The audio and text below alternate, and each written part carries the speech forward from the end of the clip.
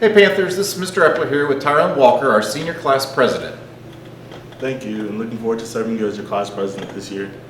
That's right, Tyrone. We got a lot to cover today, so why don't we get started? Today we're going to explain how the doors work, set up alerters, and go over what to do during emergency situations during school. That's right, Tyrone. So why don't we start with the doors?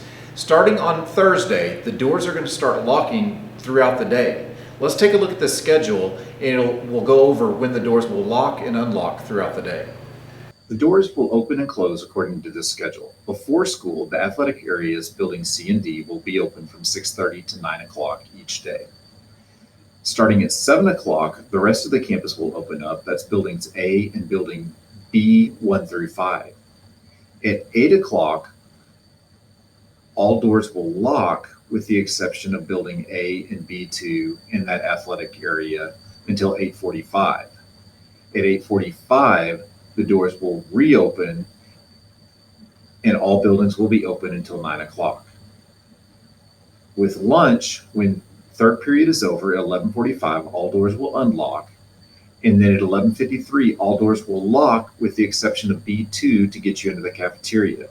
That is your access point if you need to get to other areas of the campus.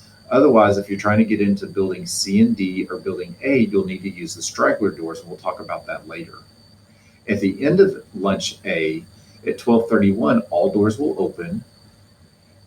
And then at the start of B lunch at 12:46, all doors will lock with the exception of B2. And again, that is your access point to get in any of the buildings from B1 to B5.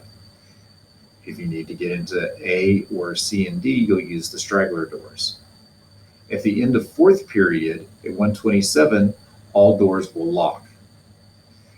After school, what will happen from 4:15 to 4:30, all doors will unlock, and then at 4:30, the doors will lock. So not all doors are open on campus, right? No, not all doors do unlock during passing periods. So let's take a look at this map and we'll detail out which doors are open across campus. Here's a campus map, and it shows all the entry points throughout the campus. As you can see, there's multiple places around the campus that you can get in. Building A has 5 access points. Building B1 has one up by the IB area, and then 2 by the breezeway. Building B2 has 3, 2 by the breezeway and 1 over by the bistro. Building 3 has 1 over by the ag area entrance.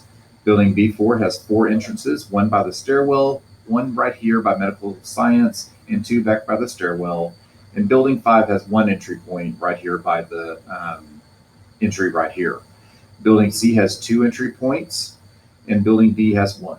So you have multiple areas that you can enter into the building. So what do you call those doors that you went to during class time if you did not get there in time? Those are called straggler doors. If you're trying to get into a door when it's locked, like during class time, maybe before or after school, you're going to go to a straggler door. And you're going to push the A phone that's located at each straggler door. That's going to connect you to a campus monitor, and they're going to ask to speak for you to identify yourself and to show your student ID. Then they'll let you into the building. If you don't have your student ID, they're going to send you to the cafeteria, and you're supposed to go into sub-school and get a temporary badge. Let's take a look at the map here and see all the straggler door locations across campus. Here's a campus map of all the straggler doors. You got 2 in building A, 1 on each side, 1 into building B1 over here by the office, 1 into building B2 into the cafeteria, 1 into B3 that gets you into the ag area. This is your entrance for B4. And then if you need to get upstairs, you can go to the stairwells back here that will get you up to the 2nd floor. B5 is the entrance right here. Building C has 2. There's 1 here closest to B2, and then 1 over here by the baseball field. And building D has 1 right there. So you've got multiple places around campus to be able to get in to each building that you need to when the doors are locked. All this is coming back to me now. I'm glad that we're reviewing before we start tomorrow. That's right, we'll start locking the doors tomorrow, and we're about to practice some drills that we'll do throughout the year. What drills are we going to practice? We're going to do a lockdown, and then go into a shelter in place, which is a tornado drill, then do a fire evacuation, and then a re-entry. What does everyone need to know before we do these drills? We've had Mr. Johnson, who's over safety and security, record a video talking about each drill that we will do and what you need to do in each situation. Let's watch that video. Good morning, Plano East Panthers. My name is Brandon Johnson, and I will be talking with you today on emergency drills. In an emergency, when you hear it, do it. The first drill we'll be talking about is the lockdown drill. This is very, very important. If an intruder is within the school, you will hear an announcement that says lockdown. Locks, lights, and out of sight. Students will move away from sight, maintain silence, and do not open the door under any circumstance. Teachers will lock interior doors, turn out lights, move away from sight, do not open the door, maintain silence, and make sure to take attendance. You are not clear until you hear an announcement that it is clear. Remember, this is very, very important. Following these instructions will increase safety. You must remain calm and make sure you remain quiet. The next drill I will touch on is the shelter in place drill. During bad weather, hazards, etc., it is very important to find appropriate shelter. Shelter, hazard, and safety strategy. In each classroom, there is a map that talks about the locations for where you are to take shelter. You will follow that map and make sure that in every classroom that you're in, that you're able to identify, in the case of strong weather or any other circumstance, that you know where to go to seek shelter. Students, tornado, you evacuate to the shelter area. During a hazmat, you seal the room. And during an earthquake, you drop, cover, and hold. Teachers, you lead the safety strategy and you take attendance. This is a map or sample map for a shelter in place. As you can see, you'll see building 105 is a room that's for shelter. The rooms that's below that is the place where you all will go to seek shelter.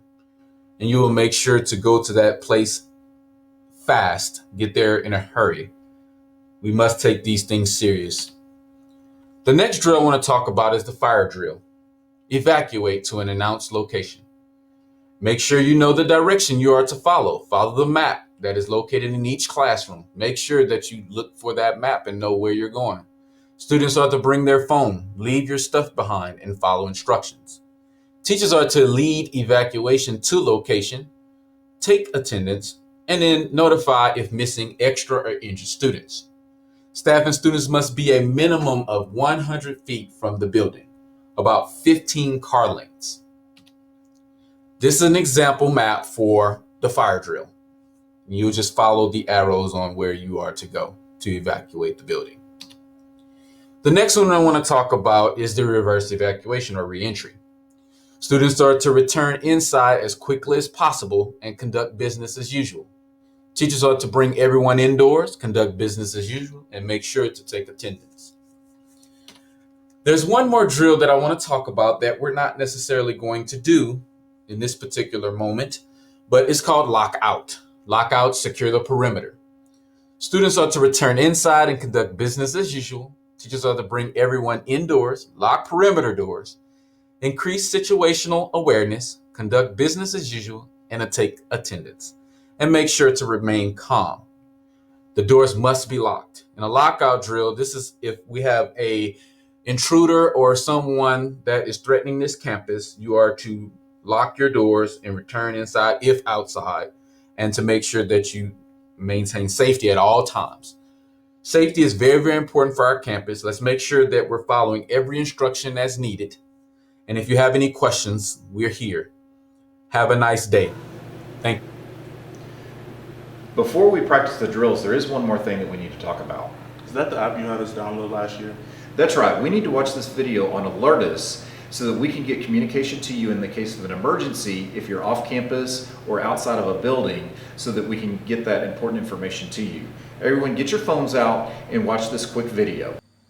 The Alertus emergency notification system is used to notify students at certain campuses of important emergency information, such as a lockdown, lockout, or other emergencies. This will allow students who are off campus or between buildings to be notified of emergency information affecting the campus. We ask all students at this point to take out your cell phone and download Alertus and follow the instructions.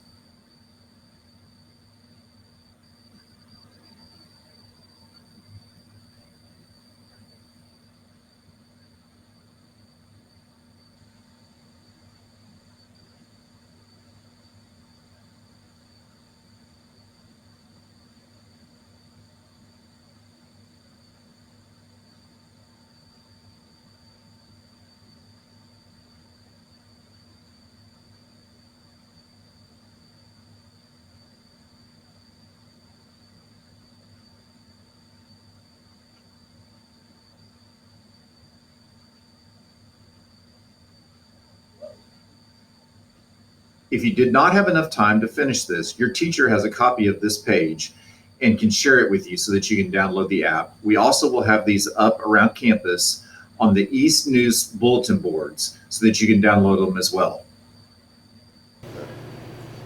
So are you ready to practice the drills now? I think so. Thanks for helping me get all this information out to everybody. And here in just a little bit, we'll start sounding the practice drills for all the different drills that we're going to do.